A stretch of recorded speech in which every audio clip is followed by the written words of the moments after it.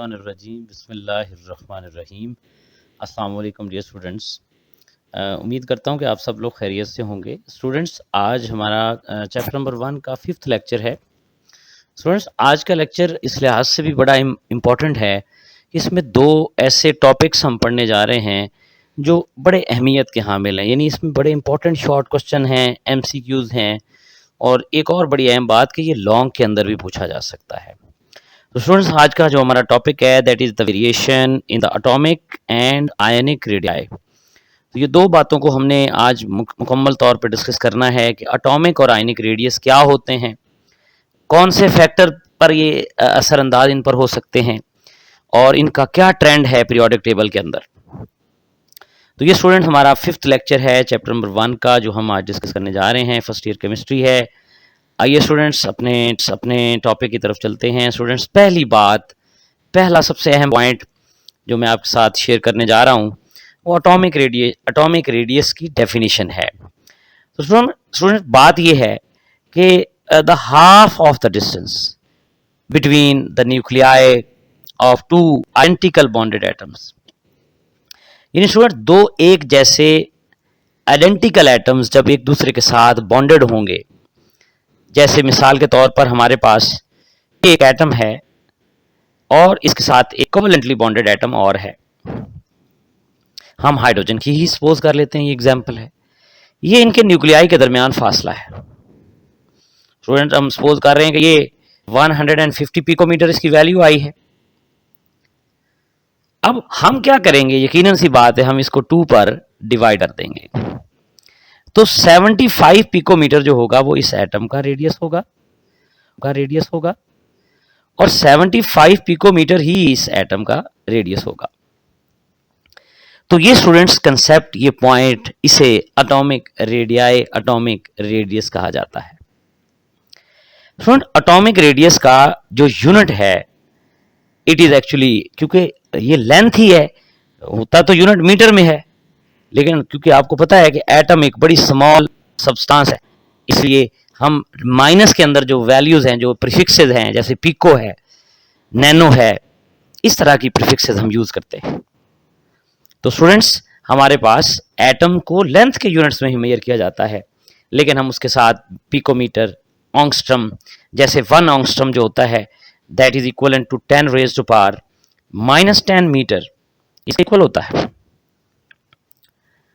और जो ये एटॉमिक रेडियस है स्टूडेंट्स, ये डिपेंड करता है कि कौन सा बॉन्ड है, वो कोवेलेंट है, वो मेटालिक है, या वो वंडरवॉल रेडियस है, जैसे नॉन पोलर्स के दरमियान होता है। तो इनके टाइप चेंज होने से, बॉन्ड की टाइप चेंज होने से भी एटॉमिक रेडियस में चेंज आ जाता है। तो ये स्टूडेंट्स आपको शॉर्ट क्वेश्चन में टॉपिक आ सकता है कि what is atomic radius and give its units. इसी तरह स्टूडेंट्स, हमारे पास सेकंड पॉइंट इस टॉपिक का, सेकंड हेडिंग इस टॉपिक की जो मैंने बनाई आपके लिए, वो है कि factors affecting the atomic radius. कौन से फैक्टर्स हैं जो कि एटॉमिक रेडियाई पर असरअंदाज हो सकते हैं। तो स्टूडेंट्स, सबसे इंपॉर्टेंट हमारा फैक्टर एटॉमिक नंबर है। स्टूडेंट, याद रखें, जैसे जैसे आपका एटॉमिक नंबर बढ़ेगा वैसे वैसे एटॉमिक रेडियस भी क्या होता है, यकीनन वो भी इंक्रीज होता है। यानी एटॉमिक नंबर और एटॉमिक रेडियस जो हैं both are directly related to each other. जबकि अफेक्टिव न्यूक्लियर चार्ज जो होगा स्टूडेंट्स, जितना होगा एटॉमिक रेडियस उतना कम होगा। तो अफेक्टिव न्यूक्लियर चार्ज और एटॉमिक रेडियस स्टूडेंट्स एक दूसरे के इनवर्सली प्रोपोर्शनल हुआ करते हैं।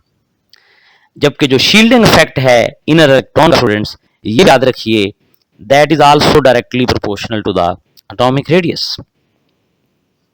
तो 3 फैक्टर्स हैं स्टूडेंट जो हमने हाईलाइट किए आपके सामने। आप देख रहे हैं, हमारे पास एटॉमिक नंबर है, अफेक्टिव न्यूक्लियर चार्ज है, और हमारे पास शील्डिंग इफेक्ट है इनर इलेक्ट्रॉन का, जो कि एटॉमिक रेडियाई पर असरअंदाज हो सकते हैं। आगे स्टूडेंट्स चलते हैं और नेक्स्ट अपने स्लाइड की तरफ बढ़ते हैं। स्टूडेंट्स, आप देख रहे हैं, ये बड़ा ही इंपॉर्टेंट पॉइंट है शॉर्ट के लिए, और वो क्या पूछ सकता है हमसे कि ये बताइए कि जनाब एक ग्रुप में या एक पीरियड में जो एटॉमिक नंबर है वो कैसे चेंज होगा, कम होगा, ज्यादा होगा और क्यों होगा। मिसाल के तौर पर अगर हम बात करते हैं ट्रेंड अलोंग द पीरियड में, तो ये आप देख रहे हैं जैसे जैसे हम लेफ्ट टू राइट जा रहे हैं स्टूडेंट्स, वैसे वैसे आप देख रहे हैं एटॉमिक रेडियस जो है वो स्टूडेंट्स कम से कम होता जा रहा है। ये पोटाशियम है, ये कैल्शियम है, सीजियम है, ये आप देख रहे हैं ये कम से कम होता जा रहा है।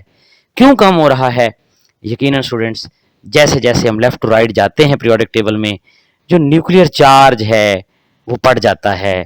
न्यूक्लियस की पुल जो है वैलेंस इलेक्ट्रॉन पर वो ज्यादा हो जाती है, और पुल के ज्यादा होने से हमारे पास जो न्यूक्लियस के होल्ड से ज्यादा होने की वजह से इलेक्ट्रॉन क्लोजर होते जाते हैं।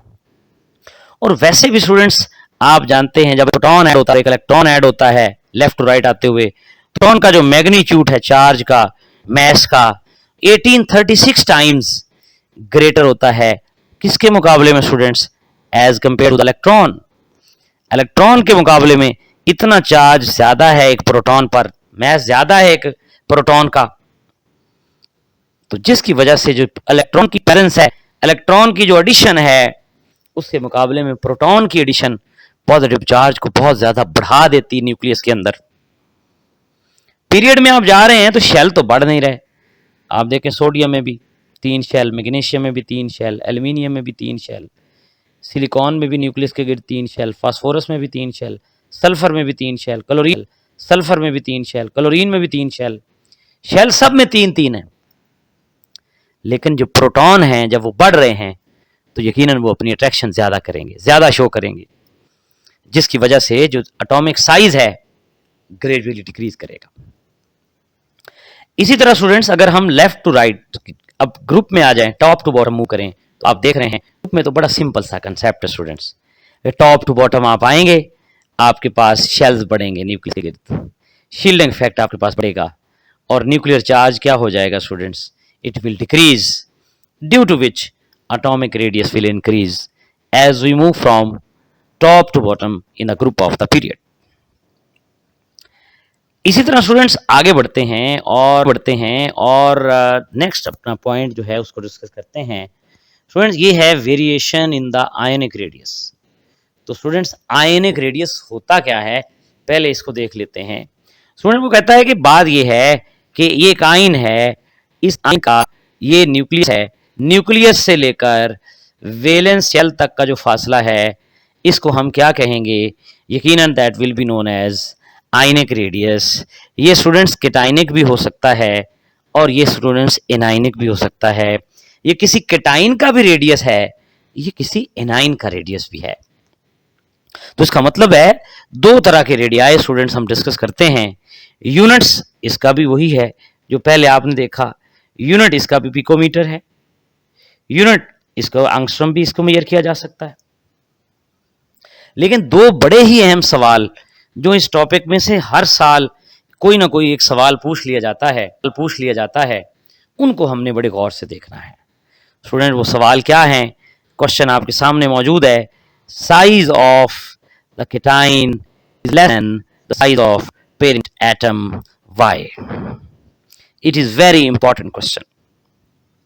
स्टूडेंट वो कहता है जब एक एटम अपना इलेक्ट्रॉन लूज कर देता है तो उससे केटाइन बनता है। जैसे आप देख रहे हैं ये सोडियम एटम है और इससे जो आयन बना है वो सोडियम आयन है।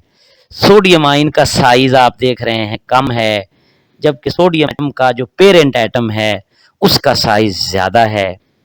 आपने कहा सर क्या रीजन है, ऐसा क्या होता है कि ये आयन जो है केटाइन का साइज कम हो जाता है? तो मैंने कहा बेटे बात ये है कि सोडियम के पास प्रोटॉन की तादाद 11 है इस वक्त। अगर देखा जाए पहले शेल में 2 इलेक्ट्रॉन है, दूसरे में 2 इलेक्ट्रॉन है, दूसरे में 8 हैं, जबकि तीसरे शेल में 1 इलेक्ट्रॉन है। लेकिन जब ये 1 इलेक्ट्रॉन लूज करता है तो इसका मतलब है हम ये 1 इलेक्ट्रॉन लूज करवाते हैं तो ये शेल ही लूज हो जाएगा। जब ये स्टूडेंट शेल लूज हो गया, यकीनन आप देखें पहले 3 शेल थे अब 2 रह गए, प्रोटॉन अभी भी 11 ही हैं, इलेक्ट्रॉन कम हो गए 10 हो गए। जिसकी वजह से न्यूक्लियर चार्ज जो है, न्यूक्लियर होल्ड जो है इलेक्ट्रॉन पर, वो ज्यादा स्ट्रांग हो गया। इसलिए केटाइन का जो साइज होगा it will decreased as compared to its parent atom. आपके सामने इसका आंसर भी स्टूडेंट लिखा है, आप ये देख रहे हैं कि this is because the loss of electron reduce electron repulsion, यानी इलेक्ट्रॉन की आपस में जो रिपल्शन है वो कम हो जाती है, और जो रिमेनिंग इलेक्ट्रॉन है they are pulled closer to the nucleus, यानी उनको न्यूक्लियस बड़ी मजबूती के साथ अपनी तरफ होल्ड कर लेता है, अट्रैक्ट कर लेता है। इसलिए स्टूडेंट्स याद रखिए कि जो केटाइन का साइज है वो अपने पेरेंट एटम के साइज के मुकाबले में कम होता है। कुछ एग्जाम्पल्स और आपको बुक से बताता हूँ। देखिए स्टूडेंट, ये नीचे आपको नजर आ रहा है, this is the 152, this is the size of an atom, 111 is the size of an atom, 186 is the size of an atom, 160 is the size of an atom, whereas the 60 is the size of an ion, 31 is the size of an ion, similarly 95 is the size of an ion। तो इसका मतलब है नीचे atom के size दिए गए हैं, ऊपर आयंस के साइज दिए गए हैं। तमाम इस सारे चार्ट में यही बात है। तो केटाइंस में अगर आप देखें ना स्टूडेंट्स, ये केटाइन के एटम का साइज लिथियम में 152 आ रहा है। अब आइन देखें कितना साइज कम हो गया, 60 पे आ गया। बेरिलियम में एटम का साइज 111 है, आइन में देखें 31 आ गया। क्या रीजन है? रीजन अभी आपको बताई है कि इलेक्ट्रॉन लूज होने के बाद न्यूक्लियर चार्ज बढ़ जाता है, न्यूक्लियर अट्रैक्शन स्ट्रांग हो जाती है। इसी तरह स्टूडेंट्स एक और बड़ा अहम सवाल, आयनिक size is greater than the size of parent atom, इसको बड़े अच्छे अंदाज में समझना है। ये एक और सवाल है, आप देख रहे हैं ये आइंस हैं, ये स्टूडेंट्स हमारे पास नाइट्रोजन आइन है, ये ऑक्सीजन है और ये फ्लोराइड आइन है। स्टूडेंट्स इसमें अगर आप गौर करें आपको नजर आ रहा है कि एटम का साइज 70 है, आइन का साइज 171 है, एटम का साइज 66 है जबकि आइन का साइज 140 है, एटम का साइज 64 है और आइन का साइज 136 है आपके सामने। तो इसका मतलब ये हुआ कि जब एक एटम इलेक्ट्रॉन गेन करता है ना सर, तो एटम इलेक्ट्रॉन जो गेन हुआ उसकी वजह से इलेक्ट्रॉन की रिपल्शन बढ़ गई, और जो न्यूक्लियर चार्ज है, जो न्यूक्लियर पुल है इलेक्ट्रॉन्स पर, वो क्या हो गया, वो पहले से कम हो गया, क्योंकि एक इलेक्ट्रॉन और ऐड हो गया है, पॉजिटिव चार्ज कम हो जाएगा, न्यूक्लियर अट्रैक्शन कम हो जाएगी, जिसकी वजह से एटम का जो साइज है वो थोड़ा रह जाएगा, जबकि आइन का साइज जो है उससे ज्यादा हो जाएगा। ये नाइट्रोजन के आइन की, ऑक्सीजन आइन की, फ्लोराइड आइन की एग्जांपल आपके सामने। तो सेकंड क्वेश्चन वेरी इंपॉर्टेंट आपके सामने, और एग्जांपल आप कोई भी एक दे सकते हैं। इसी तरह स्टूडेंट्स आखिरी जो पॉइंट हमारे पास इस टॉपिक में से बनता है वो ट्रेंड है, और ट्रेंड किसका, केटाइनिक रेडियस का और एनाइनिक रेडियस का, पीरियड में भी और ग्रुप में भी। तो स्टूडेंट्स पीरियड में जब आप मूव करते हैं तो आयनिक रेडियस केटाइन का डिक्रीज करता है, जैसे कि प्रीवियस स्लाइड में देखिए आपके सामने सोडियम है 95 है, ये 65 है, ये 50 है, ये आपके नजर आ रहा है एल्यूमिनियम का 50 है, ये 65 है। तो इस तरह से आप ये, बल्कि ये पोटाशियम वाला देख लीजिए 133 है, 99 है, 62 है। जब आप लेफ्ट टू राइट जा रहे हैं तो आपके पास न्यूक्लियर चार्ज बढ़ता जा रहा है, प्रोटॉन ज्यादा होते जा रहे हैं, जिसकी वजह से आपका cationic size left to right कम होता जाएगा, ये बात याद रखिए। और टॉप टू बॉटम, यकीनन टॉप टू बॉटम तो इसने ग्रुप में अभी हम बात करेंगे वो इंक्रीज ही करेगा। अब स्टूडेंट्स आपको नेक्स्ट स्लाइड पे लेके चलते हैं एनाइन के लिए। एनाइनिक साइज जो होता है स्टूडेंट्स, ये एमसीक्यूज के लिए बड़ी अहम बात है, वो क्या करेगा, याद रखिए वो डिक्रीज करेगा। जैसे नाइट्रोजन का 171 है, ऑक्सीजन का 140 है, फ्लोराइड आइन का 136 है, एक ही पीरियड से बिलोंग करते हैं।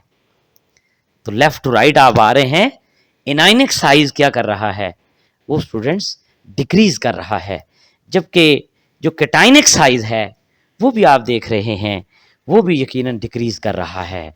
तो ये बात आप माइंड में रखिएगा। इसी तरह स्टूडेंट ग्रुप में जब आप जाएंगे तो आपके सामने ग्रुप में आप देखें इंक्रीज ही हो रहा है। यहाँ भी आप देखें ग्रुप में जहाँ भी जाएंगे वो केटाइन में जाएंगे या एनाइन में जाएंगे। ग्रुप में क्या है, शेल बढ़ रहे हैं, शील्डिंग इफेक्ट बढ़ रहा है, न्यूक्लियर चार्ज कम हो रहा है, जिसकी वजह से एनाइनिक साइज यकीनन इंक्रीज होता जाएगा। ये स्टूडेंट्स हमारे पास इसका ट्रेंड है जिसे आपने माइंड में रखना है। इसके साथ हमारा ये आज का लेक्चर मुकम्मल होता है। उम्मीद है आपको लेक्चर आज का हमारा पसंद आया होगा, अच्छी तरह समझ आ गया होगा।